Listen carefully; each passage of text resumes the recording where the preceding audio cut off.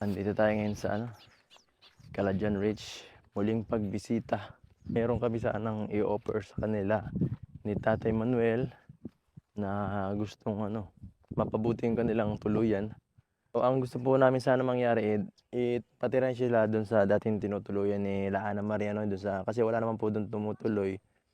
At hindi naman po at sariling tao naman po si Tatay. Hindi naman po yan basta-basta palalayasin. Kaysa ngayon dito, maghanap tayo ng lupa. Medyo may kamahalan pa dito ang lupa po mga kalingap kasi dito po sa area na to medyo sentro pa to. Baka sa pa lang sa lupa pa lang mahirapan na tayo mag-ipon ng pera.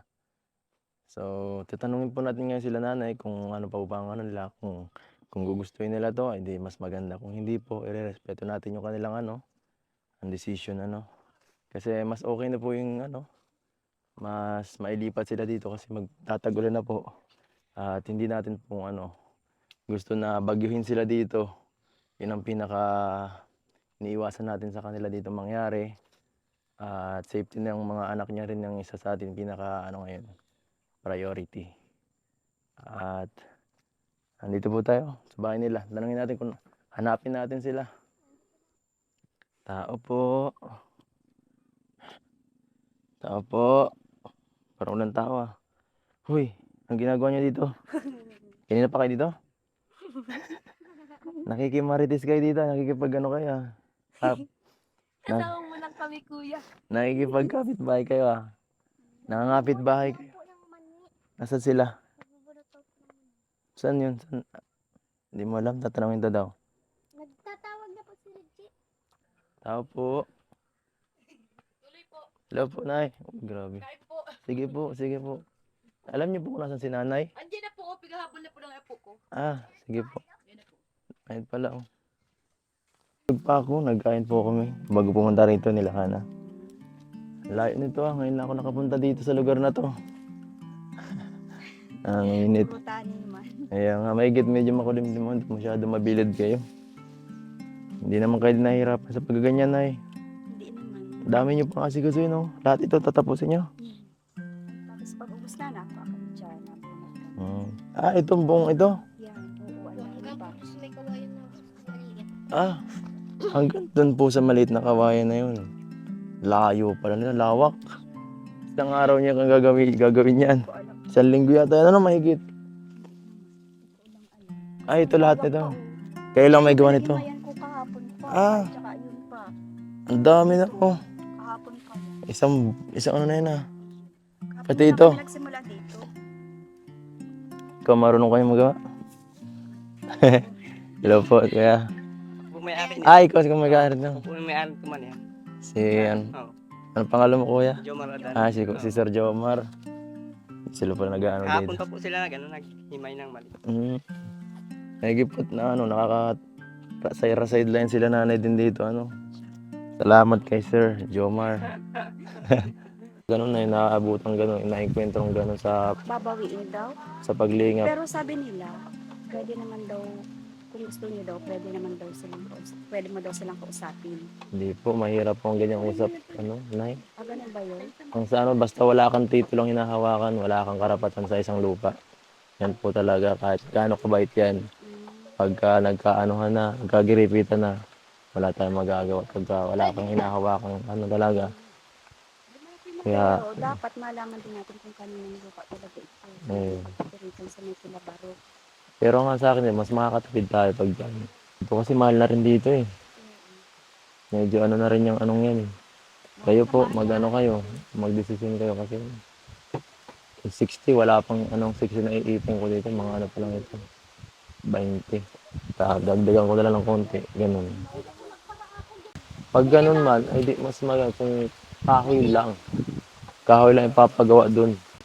Hindi natin mapagkakatiwala nung wala tayong papel na napangahawakan Ang hirap yung ganun. The light materials lang lahat para kung mababawi man nila at least. Di masyado magibat sa loob na yung bibitawan nating halaga, ay di okay lang. Diba? Kung halimbawa kay Pascual man din ito, di syempre paalisin din naman kami. Opo, paras lang. Pero at least dito, matagal na sila Tatay Barok. Hindi basta-basta po nagpapalayas ang mga matagal na anong tenants. Kala tatay din rin kasi mayroon na rin sila diyang karapatan. So, pinakano talaga para magawa Sa ng bagay solusyon. doon kasi walang ano, Kung doon po, wala pang tutoy. light materials lang magagawa dun. Sakto na yun, kung 20, kayang-kaya na yun. Pure light materials. Mas maganda doon sa kubo-kubo nyo. At least, makakatulog ka rin doon ng maano. Titingnan din natin mamaya para ma-confirm kung ano, kung mas okay. Sabi rin kasi na mas malapit doon sa ST, sabi niya. Oo, mas malapit Mm, sa amin sa mm. Okay din yun kung ganun.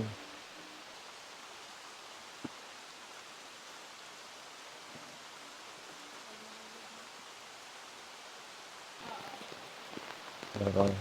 So dito pala yung bahay na sinasabi nila nanay na pwedeng paglipatan, pwedeng pagkirikan lang, no?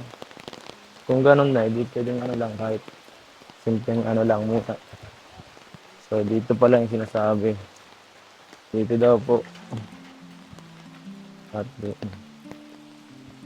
Dalawang lote kasi daw yan, kaya sabi ni Kuya Barok 100. Oh, Yun pala, yung 100 na yun, isa para sa dalawang lote na ito. Parang pagka ano ko kanina, parang medyo hindi rin ano, Ano? malinaw yung pagka-explain sa akin. Parang nadalawang isip ako. Para sa akin, mas makabubuti kung kahit, kung pwede naman sabi nilang tayuan, edi tatayuan na lang. Mm-mm. Kaso light materials lang tayo, ano, na mas okay na yun para at least may tirahan ka mas masasabi mong ano talaga, safe.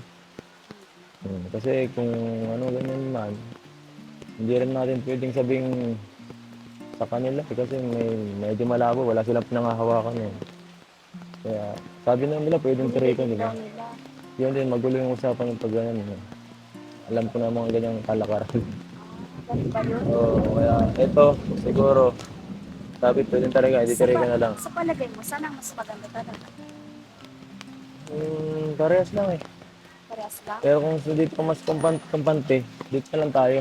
Kung pwede rin naman tayo, ano, pausapin mo na lang yung may-ari.